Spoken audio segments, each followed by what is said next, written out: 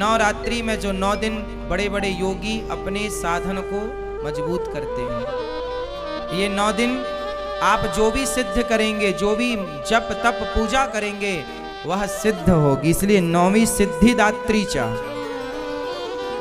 इसलिए 9वें दिन को क्या बोलते हैं? सिद्धिदात्री, मतलब हर कार्य की सिद्धि देने वाली। प्रथमम शैलपुत्री हैं तो दूसरी 9वीं सिद्धिदात्री, सिद्धि की प्राप्ति। इसलिए कोई भी आप पाठ माला जपते हो ना, इन 9 दिनों में खूब बढ़िया से माला जपना, भगवान का खूब स्मरण करना, ज्यादा से ज्यादा भगवान नाम जप, गुरु मंत्र का जाप ज्यादा करो, भगवान का चिंतन ज्यादा करो। इन 9 दिनों में, ये 9 दिन विशेष दिन माने जाते हैं, सामान्य दिन नहीं है। इन 9 दिनों में किया गया जप तप कई गुना फलदायी होता है, किया गया अनुष्ठान सिद्ध होता है, सिद्धि मिलती है। बड़े बड़े लोग जो समझदार ज्ञानी विज्ञानी जन हैं, इन दिनों में राम रक्षा स्तोत्र में ही लिखा हुआ है कि नवरात्रि में 9 दिन जो इस स्तोत्र का पाठ कर लेता है वो सिद्ध हो जाता है तरीके से।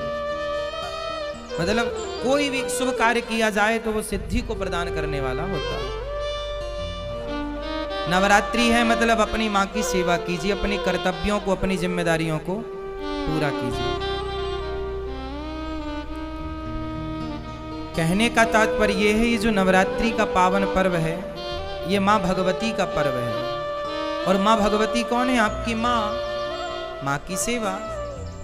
तो आप माँ की सेवा आप लोग भी करें, अपनी माँ की आरती उतारें, अपनी माँ की चरण वंदना करें, माँ की सेवा करें। और माँ की सेवा के बाद समय बचे तो माता जी घर में पधराओ, माता जी की सेवा करो। माता तो माता रूप है, कोई भी रूप में माता की पूजा हो सकती है, पर हमारे गौरी गोपाल आश्रम में तो यही माँ है और यही इन्हीं की पूजा होती है, इन्हीं की सेवा होती है। हमारे लिए तो यही दुर्गा है, यही काली है, यही शैलपुत्री है, यही सिद्धिदात्री है। तो आज यहाँ गौरी गोपाल आश्रम में इन माँओं की पूजा, इन माँओं की सेवा, इन माँओं की वंदना की गई। हर प्रकार से माँ को खुश रखिएगा, माँ को प्रसन्न रखिएगा। माँओं की खुशी, माँओं की प्रसन्नता ही हम बच्चों की खुशी और प्रसन्नता होनी चाहिए। क्यों? कहीं भी आपकी माँ यदि आपसे दूर है तो फोन पर ही, मोबाइल पर ही अपनी माँ को प्रणाम कहिएगा, और जब पहुंचिएगा घर अपनी माँ के पास तब माँ की आरती उतारिएगा, तब माँ को प्रणाम कीजिएगा, तब माँ के चरण धोइएगा, पर धोइएगा जरूर।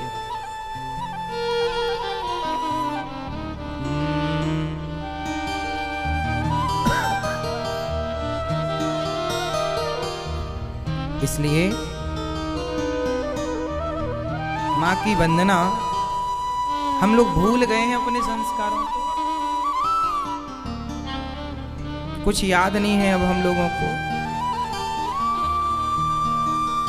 इसलिए कौन कौन मेरी बात से सहमत हैं कि आज से हम अपनी माँ को आरती उतारेंगे, उनको माला पहनाएंगे, उनकी सेवा करेंगे, उनको खुश रखेंगे?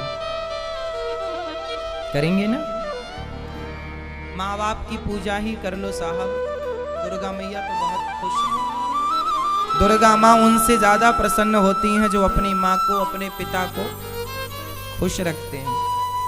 कोई अपने माँ बाप को छोड़ करके, अपमानित करके और तीर्थ यात्रा करे और वैष्णव देवी की यात्रा करे और पैदल चढ़ाई चढ़े। आज विडंबना देखिए ना, एक बेटा वैष्णव देवी की यात्रा करने गया। मैंने सुना है वैष्णव देवी की यात्रा बड़ी लंबी है और पैदल चढ़ाई चढ़नी पड़ती है। कई किलोमीटर ऊपर वो पैदल चढ़ करके गया, वहां पहुंच गया माता जी के दरबार में, चरणों में। लेकिन उसकी माँ उसकी गली के दूसरी गली में रहती है, वो अपनी माँ से मिलने सालों साल नहीं जाता। जो माँ उसे जन्म देने वाली है, जो उसकी गली में रहती है पास में, उससे मिलने सालों साल तक नहीं जाता, और वैष्णव देवी की यात्रा में लंबी चढ़ाई चढ़ के जाता है। जाना बुरा थोड़ी है, माँ भगवती का दर्शन करना अच्छी बात है, लेकिन एक बात बताओ कि वो जो जगत जननी जगदम्बा बैठी हैं दुर्गा, वहाँ वैष्णव माता बैठी हैं, क्या वो ये नहीं देख रही हैं कि आप की जन्म देने वाली माँ के साथ आपका व्यवहार क्या है? आपकी रोटी की, आपके समय की उस माँ को कितनी आवश्यकता है? आप उस माँ को कितना समय दे रहे हैं? इसलिए हर घर में एक दुर्गा ऑलरेडी है। इसलिए आज जो माता जी आप लाएंगे उनकी तो पूजा आरती कीजिएगा, पर जो माता जी ने आपको लाया है इस धरती पर, उनकी भी आप पूजा आरती जरूर कीजिएगा। एक माता जी वो हैं जिन्हें आप लोग लाते हैं, और एक माता जी वो हैं जिसने आपको लाई है। तो आप जिसे लाते हैं उनकी तो आप पूजा आरती करते हैं, पर आपको जिस माँ ने लाया है संसार में आप उससे भूल जाते हैं। क्यों जी, ऐसा हो रहा है? इसलिए आपको हम तो केवल आपके भाई के नाते, आपके दास सेवक के नाते हम तो हर त्योहार आपको याद दिला देते हैं कि त्योहार आया भैया।